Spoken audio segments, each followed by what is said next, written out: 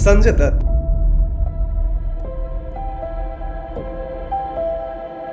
बॉलीवुड का एक ऐसा स्टार जिनके ऊपर टेररिस्ट होने का आरोप लगा।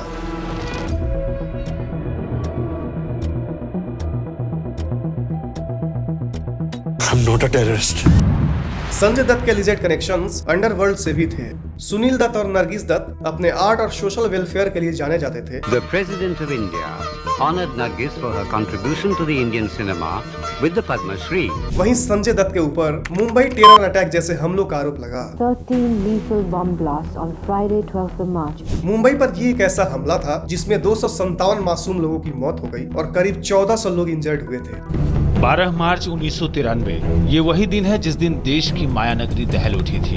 इन सीरियल धमाकों में 257 लोग मौत की नींद सो गए। ये है बलजीत परमार, द डेली के क्राइम जर्नलिस्ट। इनका कहना ये है कि मुंबई ब्लास्ट में जो गोले बारूद इस्तेमाल हुए थे वो सेम कंसाइनमेंट थे जो संजय दत्त के घर पर रखे गए थे। वही कंसाइनमेंट जो हथियार आए थे वही जो ब्लास्ट में यूज किए गए। और अगर संजय दत्त या उनका परिवार पुलिस को इसके बारे में अगर बता देते तो मुंबई में इतनी जाने नहीं जाती। संजय दत्त या सुनील दत्त या इनकी फैमिली का कोई मेंबर पुलिस को 1.5 महीने पहले बता देते कि किसी तरह से किसी की गलती से कुछ भी है, ये वैन हमारे घर में हथियारों की बड़ी खड़ी रही है, तो शायद टाटा से ब्लास्ट नहीं होते, ब्लास्ट ही ना होते। संजय दत्त भयंकर ड्रग एडिक्ट थे। वो कई महिलाओं की जिंदगी बर्बाद कर चुके हैं, लेकिन फिर भी लोगों का उनके बारे में ये कहना है। संजू सर ने कितना स्ट्रगल किया है, मतलब इतना सब कुछ झेलने के बाद भी ही standing now. Baba is back.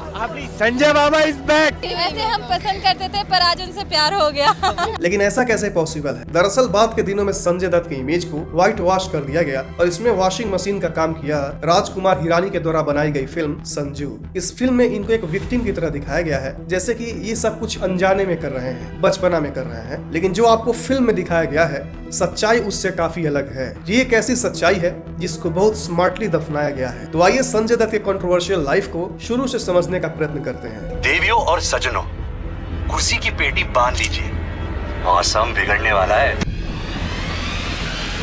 Mumbai बम धमाके मामले में सुप्रीम कोर्ट से दोषियों को सजा का ऐलान और आर्म्स एक्ट में संजय दत्त को 5 साल की सजा। The court said in its verdict that the charges against Dutt were of a serious nature.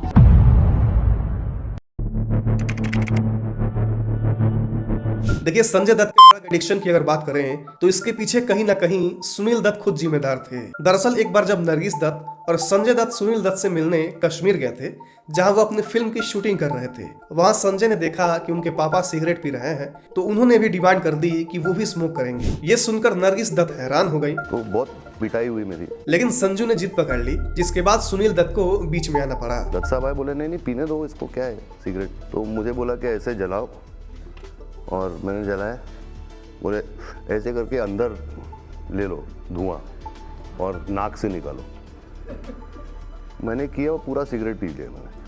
और दत्त साहब परेशान के ये क्या हो गया, धूप में खड़ा किया, एक और पिटाई दी। इसके बाद भी संजय दत्त नहीं सुधरे और 10 साल की उम्र में जब एक्टर्स और डायरेक्टर्स उनके घर पर आते थे, वो सब प्रोड्यूसर्स बैठ के सिगरेट पी के बाहर फेंकते थे और मैं लेट के नीचे वो सिगरेट उठा के पीता था, जिसकी वजह से सुनील दत्त ने उनकी पिटाई की और उन्हें बोर्डिंग स्कूल भेज दिया। तो उस दिन के बाद मुझे बोर्डिंग स्कूल भेज दिया। अब ये तो उनका इंट्रोडक्शन था सिगरेट जैसे नशीले पदार्थ से, लेकिन ड्रग्स से उनका इंट्रोडक्शन हुआ जब वो कॉलेज में थे। संजय दत्त ड्रग्स से एडिक्टेड तब हो गए थे जब लोग इसके बारे में जानते भी नहीं थे। You know, my father didn't know, my sister didn't know, my friends didn't know, nobody knew what is this powder, man? What the hell? वो कहते हैं कि it all starts with a lady. It all starts with a lady. दरअसल संजय दत्त लड़कियों से बात करने में काफी शर्माते थे। Basically, I'm a very introvert, very kind of a shy person where a lady is concerned. फिर उनके कुछ दोस्त ने उन्हें कहा, This couple of guys in college, and they said that you try this stuff out, man. I mean, इसके बाद वो अपने सोशल एंजाइटी को छुपाने के लिए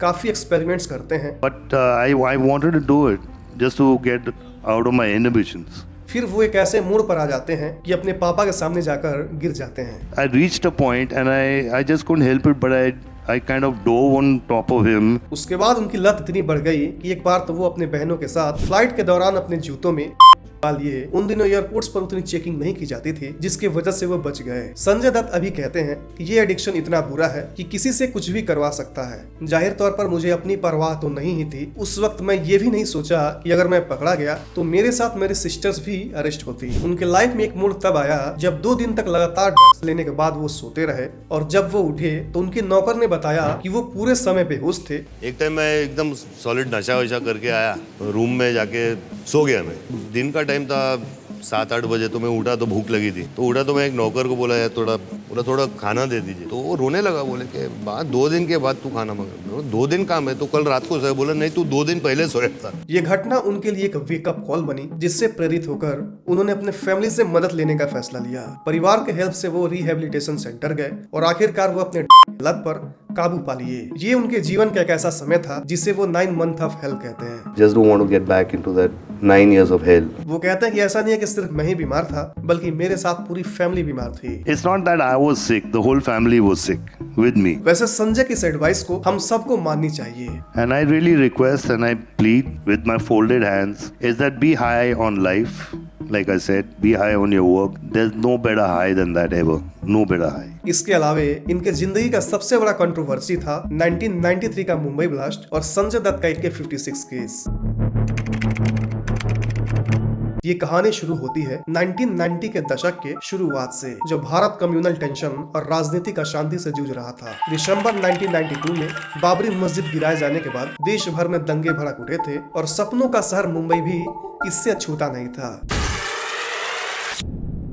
बाबरी मस्जिद डिमोलिशन का बदला लेने के लिए मुंबई में कई सीरीज ऑफ ब्लास्ट हुए, जिसमें 257 मासूम लोग मारे गए और करीब 1400 लोग घायल हुए थे। इसमें कई खतरनाक क्रिमिनल्स जैसे दाऊद इब्राहिम, टाइगर मेमन, याकूब मेमन, अबू सलीम का इन्वॉल्वमेंट पाया गया। और इसी केस में एक ऐसा नाम सामने आया जिसने इस केस के फोकस को इधर उधर कर दिया, और वो नाम था संजय दत्त का। द डेली अखबार के एक इन्वेस्टिगेटिंग जर्नलिस्ट बलजीत परमार बॉम्बे में हुए इन ब्लास्ट पर इन्वेस्टिगेशन कर रहे थे, जहां उन्हें एक पुलिस ऑफिसर से एक खबर मिली कि इस केस में एक MP का बेटा भी शामिल है। बलजीत परमार ने अपनी इन्वेस्टिगेशन की और उसमें उन्हें ये पता चला कि ये MP का बेटा और कोई नहीं बल्कि संजय दत्त थे, जिनके पिता सुनील दत्त कांग्रेस के MP थे। इस खबर को बलजीत परमार ने अपने आर्टिकल में छाप दिया, जिसमें लिखा था Sanjay has an AK-56 gun. ये खबर पूरे देश के लोगों के लिए बहुत शॉकिंग था, और इस वक्त संजय दत्त मॉरिशस में अपनी एक फिल्म आतिश के लिए शूटिंग कर रहे थे। इस दौरान सुनील दत्त ने उन्हें वापस इंडिया आने को कहा, और 19 अप्रैल 1993 को जब संजय दत्त मॉरिशस से इंडिया आए तो मुंबई पुलिस ने संजय दत्त को एयरपोर्ट से ही गिरफ्तार कर लिया। उस वक्त के DCP राकेश मारिया अपने बुक में बताते हैं कि पहले संजय दत्त ने इन चार्जेस से डिनाई किया। आपके पास AK-56 थी? नहीं सर। लेकिन राकेश मारिया के ऊपर काफी प्रेशर था, जिसकी वजह से वो संजय दत्त को एक थप्पड़ लगा दिए, जिसके बाद संजय दत्त रोते रोते एक एक चीज को एक्सेप्ट कर लिए। बताता हूँ सर, सब बताता हूँ पर। और उन्होंने कहा कि बाबरी मस्जिद डिमोलिशन के बाद हुए दंगों के बाद उनके पिता सुनील दत्त उन मुस्लिम फैमिलीज को सपोर्ट कर रहे थे जिनकी लाइफ प्रभावित हुई थी, जिसकी वजह से सुनील दत्त पर एलिगेशन लग रहे थे कि ये मुस्लिम्स के प्रति इंक्लाइंड हैं। और उसके बाद सुनील दत्त को कई धमकियां आ रही थी, जिसकी वजह से संजय दत्त काफी डर गए थे और वो अपने फैमिली के सेफ्टी को लेकर बहुत कंसर्न थे। जिसके बाद संजय दत्त के कुछ दोस्तों ने उन्हें ये राय दिया कि अपने फैमिली के सेफ्टी के लिए उन्हें कुछ हथियार रखने चाहिए। संजू शुरू में तो इनकार किए, लेकिन फिर वो रेडी हो गए। फिर 1993 सीरियल ब्लास्ट के 2 महीने पहले संजय दत्त के दोस्त समीर हिंगोरा और हनीफ कड़ावाला एक मारुति वैन के साथ आते हैं, जिसमें काफी सारे हथियार थे, और उनके साथ एक तीसरा इंसान भी था, और वो तीसरा इंसान था अंडरवर्ल्ड डॉन अब्बू सलीम। उस मारुति वैन में काफी गन्स और ग्रेनेड भी थे, लेकिन संजय दत्त ने सिर्फ एक ही रखा और बाकी लौटा दिया। ये वो बातें मैं आपको बता रहा हूँ जो संजय दत्त ने खुद कबूल किया था। इसके बाद जो कानूनी लड़ाई चली वो काफी कठिन थी, लेकिन संजय दत्त हमेशा अपने स्टेटमेंट पर बने रहे कि उनका इन्वॉल्वमेंट बम धमाकों में नहीं था, और जो हथियार उनके पास थे वो सिर्फ उनके फैमिली की सुरक्षा के लिए थे। सालों तक इस केस में कई मोड़ आए। संजू ने मुकदमे के दौरान कुल 18 महीने जेल में बिताए। फिर 2006 में उन्हें टाडा के तहत आतंकवाद के आरोपों में बरी कर दिया गया, लेकिन आर्म्स एक्ट के तहत गैर कानूनी हथियारों के पोजेशन के लिए दोषी पाया गया। 2013 में भारत की सुप्रीम कोर्ट ने अपना फैसला सुनाया, जिसमें संजय दत्त को 5 साल की सजा सुनाई गई। मुंबई बम धमाके मामले में सुप्रीम कोर्ट से दोषियों को सजा का ऐलान, और आर्म्स एक्ट में संजय दत्त को 5 साल की सजा। कोर्ट ने माना कि वो आतंकवादी नहीं थे। Mister Sanjay Dutt, I want to go on record and say I do not find yourself to be a terrorist.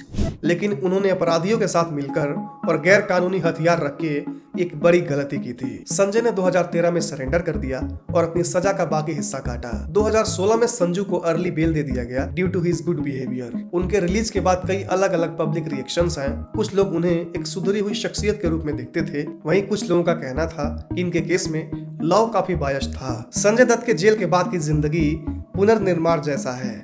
Jail में जब वो थे तभी उनकी कई अच्छी फिल्में आई, जैसे पुलिसगिरी, पीके, जंजीर, और बाहर आने के बाद भी कई फिल्में आई। और उसी बीच साल 2018 में आई उनकी बायोपिक संजू, जहां लोग पहले संजय दत्त को क्रिमिनल या टेररिस्ट कहते थे, वही लोग अब ये कहने लगे। संजू सर ने कितना स्ट्रगल किया है, मतलब इतना सब कुछ झेलने के बाद भी ही स्टैंडिंग नाउ। संजू मूवी जो राजकुमार हिरानी ने डायरेक्ट की थी, उसको अक्सर संजय दत्त की इमेज को क्लीन या व्हाइट वॉश करने के रूप में देखा जाता है, क्योंकि ये उन्हें सिंपैथेटिक लाइट में दिखाया और उनकी कई कंट्रोवर्शियल बातों को डाउन प्ले करता है, यानी कम इंपॉर्टेंस देकर शो करता है। ये उनके विक्टिमहुड पर फोकस करता है, जिसमें उन्हें बार बार अनफॉर्चुनेट सर्कमस्टांसेस में फंसा दिखाया गया है। उन्हें ऐसा दिखाया गया है कि वो बहुत अनजान थे इन सब चीजों से और उन्हें इनोसेंट पोर्ट्रे किया गया है। ऐसा दिखाया गया है कि वो अपने एक्शन के कॉन्सिक्वेंसेस को पूरी तरह समझ नहीं पा रहे थे और उससे ऑडियंस में उनके लिए सिंपैथी बढ़ती है। उनकी फैमिली और फ्रेंड्स के साथ एक स्ट्रॉन्ग सपोर्ट सिस्टम के रूप में दिखाया गया है, जो उनके पॉजिटिव इमेज को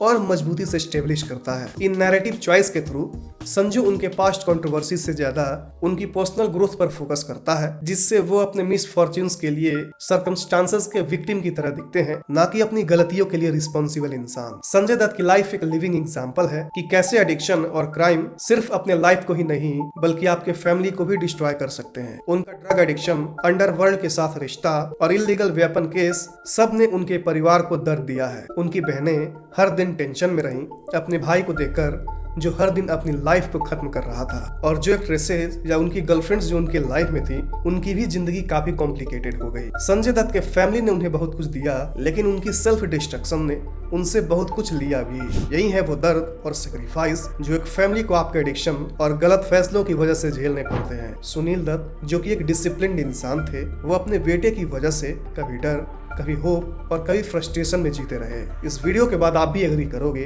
कि Sanjay Dutt is an ordinary son of an extraordinary father. आप संजय दत्त के लाइफ के बारे में क्या सोचते हैं और संजू मूवी के बारे में क्या सोचते हैं, कमेंट बॉक्स में जरूर बताएं और चैनल को सब्सक्राइब करने के साथ ज्वाइन भी जरूर करें। जय हिंद।